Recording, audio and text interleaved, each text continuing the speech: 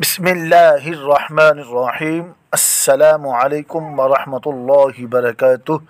حضرت حذیفہ بن یمان رضی اللہ تعالی عنہما سے روایت ہے کہ سیدنا رسول اللہ صلی اللہ تعالی علیہ وآلہ وسلم نے فرمایا، اقتدوا بالذین من بعد ابی بکر و عمر واہتدوا بہدی عمار وَإِذَا حَدَّثَكُمُ ابْنُ أُمِّ عَبْدٍ فَصَدِّقُوا۔ میرے بعد دو حضرات ابو بکر و عمر رضی اللہ تعالی عنہما کی اقتداء کرنا، عمار بن یاسر رضی اللہ تعالی عنہما کی سیرت اپناؤ، اور حضرت عبداللہ بن مسعود رضی اللہ تعالی عنہ تمہیں جو بات بتائیں ان کی تصدیق کرو۔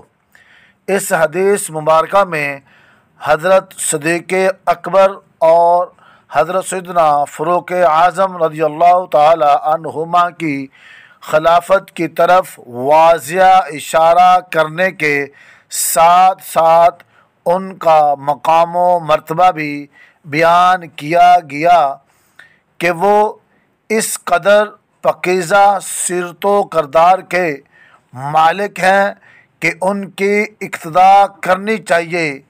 کسی کام کا حکم دیں یا کسی فعل سے روک دیں تو ان کی بات ماننی چاہیے۔